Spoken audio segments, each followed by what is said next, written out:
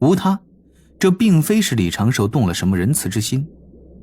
这小龙刚才出手狠绝，直接要杀他的性命，自己反击杀了他，合情合理，就地了结因果，而后从容遁去，改去南海的边缘渡劫，攻城反山。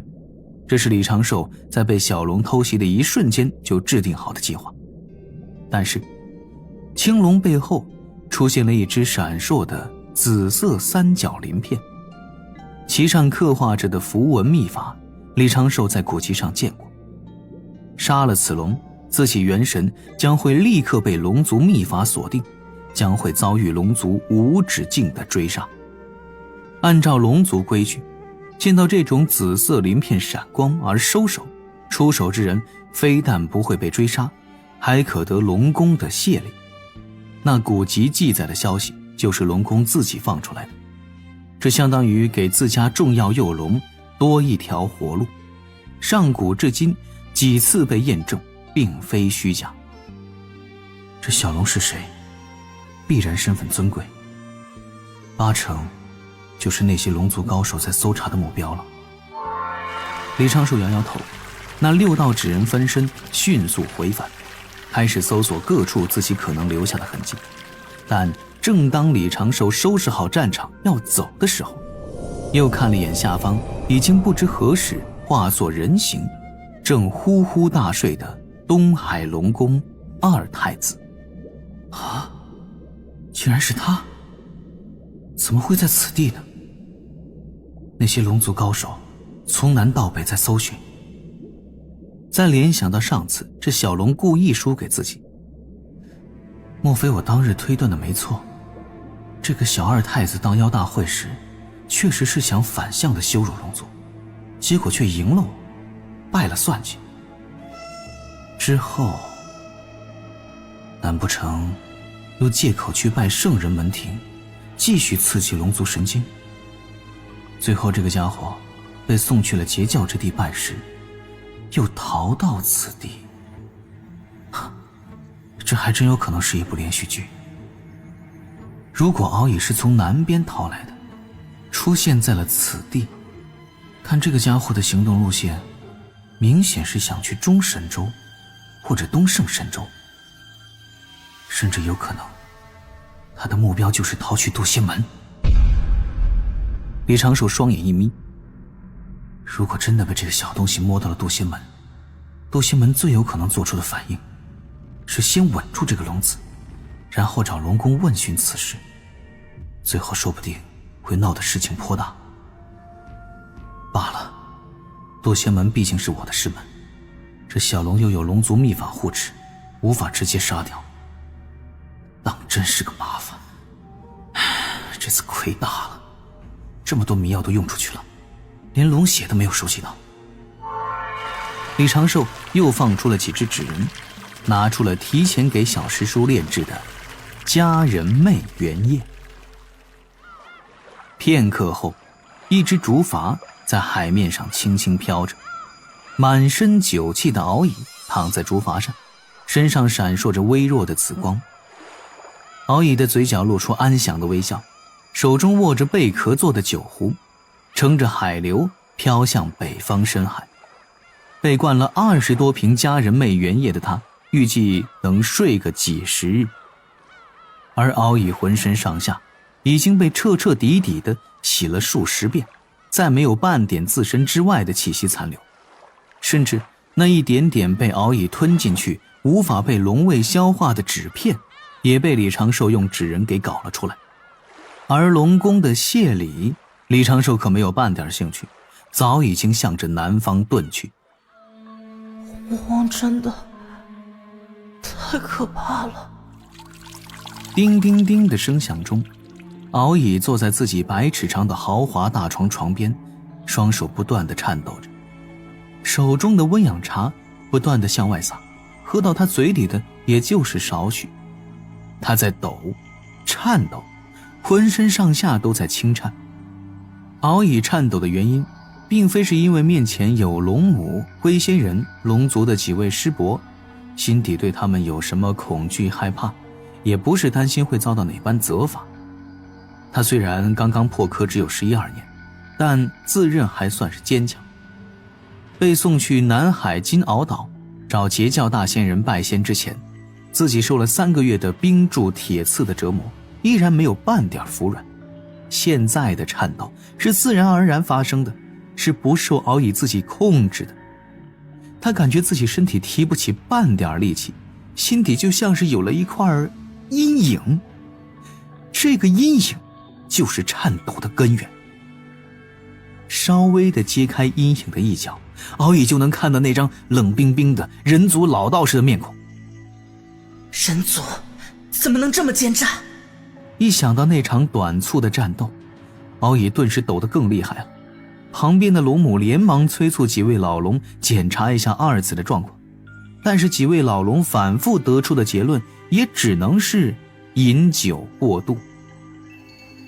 敖乙刚突出少许的喉结在上下轻颤，猛地喝了一口手中那用了数十种名贵灵草熬煮的温养茶，突然又对着一旁喷吐出一口灵茶，剧烈的干呕。几名侍女连忙向前，但是敖乙突然惨嚎一声，双目之中满是惊恐。不要过来，你们要做什么？这几位娇弱美貌的侍女连忙低头请罪，赶紧后退。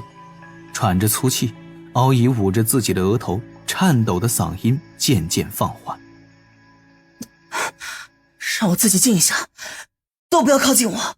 婉儿，那端庄秀美姿态大方的龙母忧心地喊着。你这到底是怎么了？敖乙慢慢地将空了的白玉凝神琉璃杯放在一旁，手一抖，却不小心将这价值不菲的茶杯摔在玉石铺就的地面上。他双手捂住额头，试着慢慢地揭开心底的阴影。战胜恐惧的办法就是去面对它。迷药，强烈的迷药，四方大印对着自己当头砸下，自己被大印震晕，心神彻底昏迷过去。可是自己的身体，自己的血脉却存留了许多的记忆，许多感觉。他在昏迷中就像是一条被驱除了内脏的咸鱼，被人用海水反复的冲洗，从内而外，不放过他身上的每一个细节，被涂上了某种皂粉，然后继续冲洗。冲洗的过程当中，7、8只手掌不断的拍击，一道道术法砸落在他身上，像极了龙宫大厨在拍打极品的雪花独角神牛牛肉，让肉质更为完美。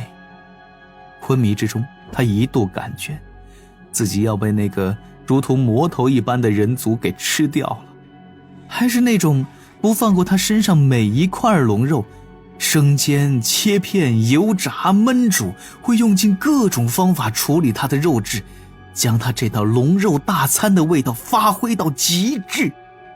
这种被当作食材处理的环节，重复了最起码几十次。几十次？那个老道不是人，那就是最可怕的食龙凶兽。不，那才是人族的本来面目。敖乙在半个月的昏睡中又不断的重复，不断的回味。当他醒来看到母亲时，还以为自己在做梦，之前那只是自己在出龙蛋之前做的噩梦。可这不是噩梦，正面厮杀时，人族都是这么跟龙族战斗的吗？难道这就是他龙族不敢跟人族开战的根源吗？没有胜算的，肯定没有胜算啊！那个老道的气息自己明明感觉并不强，应该比自己要弱很多，就这竟然还能把他给……就听一旁2位师伯低声道：壁虎龙鳞一闪，那贼人并未下杀手，只是给敖乙侄儿灌了许多酒水，为何不来龙宫领谢礼？怕是觉得咱们会背信弃义，违背诺言吧。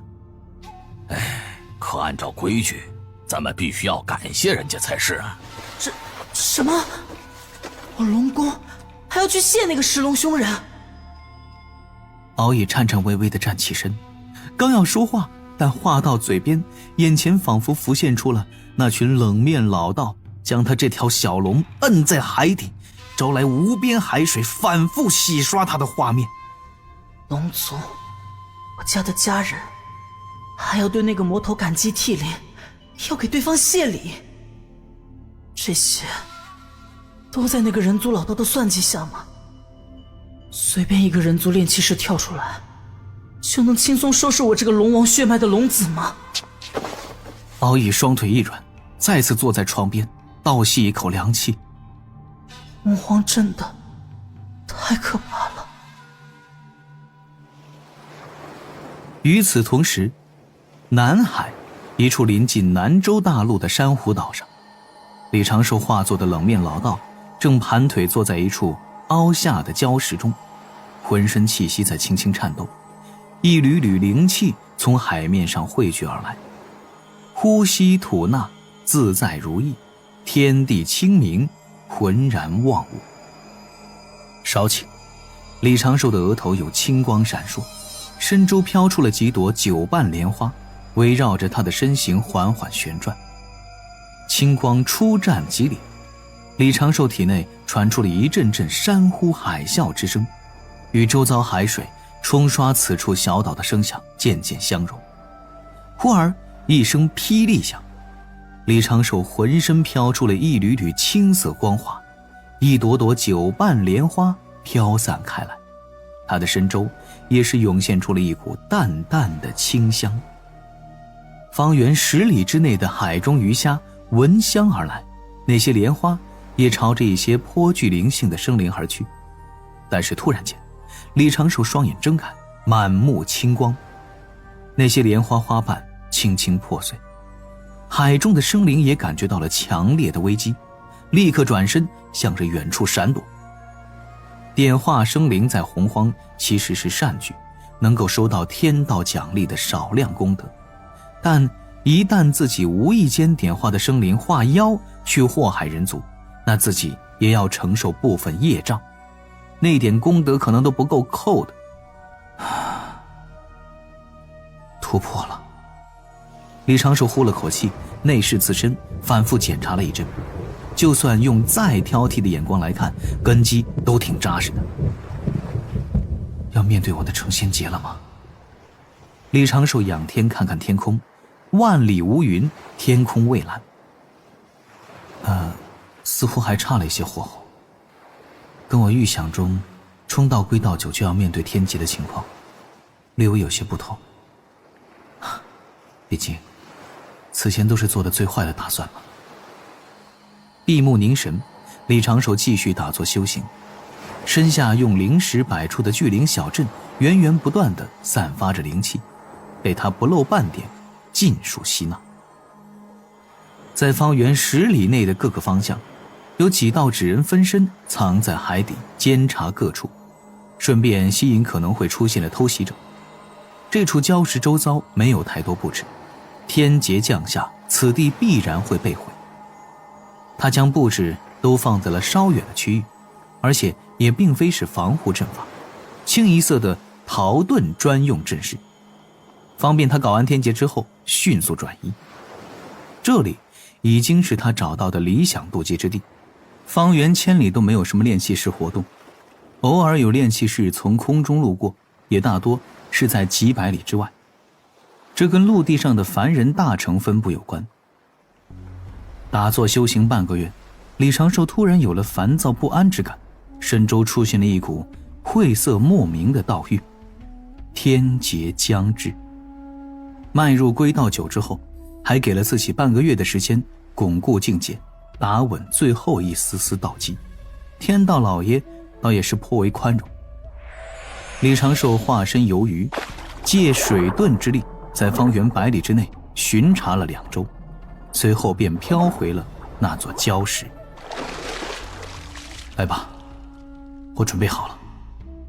这种感觉其实颇为奇妙，像是自己正面临人生的重大考验，一如上辈子寒窗苦读12年，临门一脚前怎么也睡不着的那一夜。不可心浮气躁，静心凝神才是。李长寿心底默念静心清心咒，不多时又拿出了无为经，捧在手中细细参悟。多一份感悟，多一丝积累，自己度过天劫的把握就能再多一分。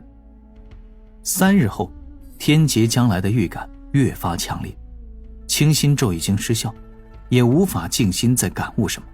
方圆3里之内弥漫着一股似有若无的威压，让其他生灵潜意识都会远离此地。上次师父的天劫就是这般，含羞带怯，磨磨蹭蹭。也不知道我的天劫是会温柔一些，还是会狂野奔放，汹涌而来。我的天劫应该是7道或者8道天雷吧。李长寿的心底如此想着，他放松心神，并未强迫自己冷静，而是体会着自己心底的这份不安，这份焦虑。这是生灵面对天威时都会有的反应，与道境高低无关。成仙天劫又称成道劫，李长寿很早之前就在思考何为成道2字，今日却已有了答案。炼气、化神、反虚、归道，其实就是炼气士学习自然，模仿自然，在自然之中总结出自己的道。这条道就是自己成仙长生的支撑。成仙天劫就是天道对炼气士之道的检测，看此炼气士凝出的道是否有成仙的资格。同时，这天劫也是助炼气士脱凡超俗的历练，让炼气士借自身之道得以升华。生而为灵，化之成仙，道与道境也不能一概而论，给自身之道冠以某种名号，在李长寿看来是十分不妥的行为。就如人性情一般，沉稳如是，慌乱如是，豪放羞涩如是，焦虑豁达如是，道亦然，我亦然。